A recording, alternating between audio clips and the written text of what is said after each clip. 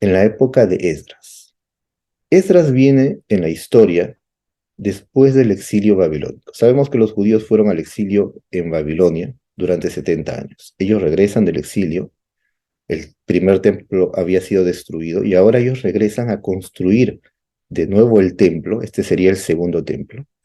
Y después de ello, después de iniciar la construcción, Esdras, que se encontraba en Babilonia, sube a la tierra de Israel. Y él, siendo un gran sabio de Torá, habiendo recibido de sus maestros anteriores, Esdras era discípulo de Baruch ben Neriá, y Baruch ben Neriá era discípulo del profeta Jeremías. Entonces, él tenía los fundamentos del estudio de la Torá muy claros, y a la misma vez él era profeta. Y era una época en que, obviamente, estaban los profetas. Como dijimos, la época de los profetas eh, es una temporada que tuvo un fin. Lo explicaremos a continuación. Una vez que Esdras llega a la tierra de Israel, está escrito en su propio libro, en el libro de Esdras, también en el libro de Nehemías. Tanto Esdras como Nehemías vienen y hacen una serie de arreglos y ordenan todos los asuntos del pueblo de Israel. Y aquí es donde viene la transmisión oral. Aquí hay una historia que nos cuenta la transmisión oral de lo que pasó en aquella época. Cuando Esdras viene a la tierra de Israel, tal como su libro lo cuenta, eh, reúne al pueblo, les enseña la Torá, los llama al arrepentimiento. Incluso está escrito que hacen ayunos, también está escrito que Nehemías hace mucho esfuerzo por el bien del pueblo.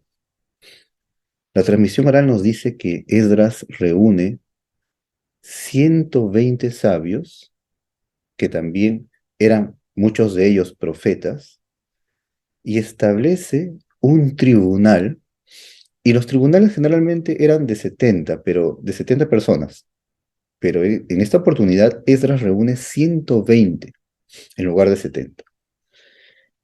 Y se reúnen y establecen el tribunal del cual van a surgir todos los arreglos y todo lo que necesita el pueblo de Israel de aquí en adelante, ya que habían pasado un exilio fuera de Israel, eh, un exilio muy difícil.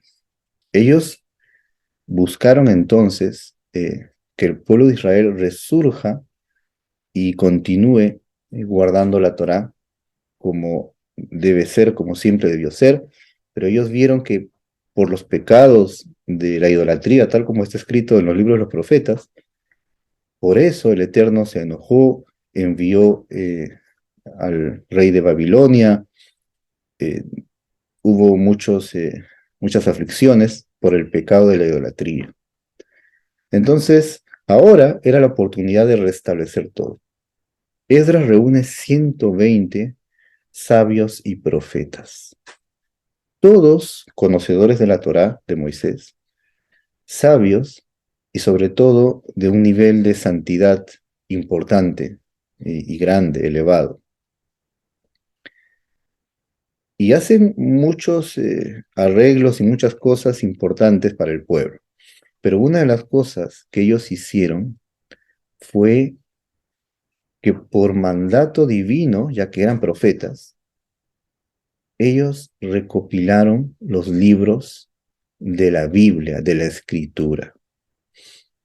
No lo hicieron por su propia cuenta, ya que todo lo que ellos hacían tenía que ser bajo el mandato divino. El Creador mismo les mandó recopilar los libros que iban a ser considerados libros sagrados. Al recopilarlos, ellos conformaron la Sagrada Escritura, y es lo que hoy en día la mayoría de cristianos también conocen como Antiguo Testamento.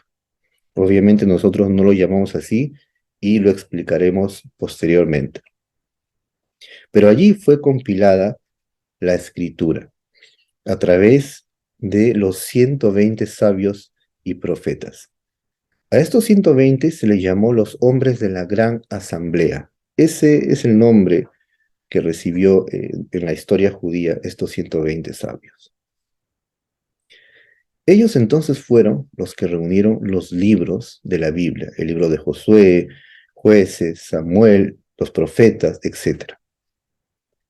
Era sabido que también habían otros libros que habían sido escritos, pero no fueron escogidos porque por revelación divina, solo los libros que nosotros conocemos en la Escritura son los que fueron escogidos para ser considerados libros sagrados, porque fueron escritos por mandato celestial con lo que se llama con inspiración divina, en hebreo Ruach HaKodesh, pero tiene que ver con una manifestación, una revelación que también los llevó a escribir, y no solo escribir, sino exactamente qué palabras usar.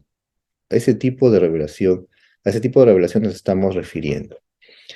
Entonces tenemos que tener claro que todos los libros de la Biblia, de, por lo menos de la escritura judía, hebrea, hasta la época de Esdras, estamos hablando, fueron una revelación celestial, incluso en la escritura misma. Incluso la forma de escribir también tenía y tiene una razón de ser y un porqué.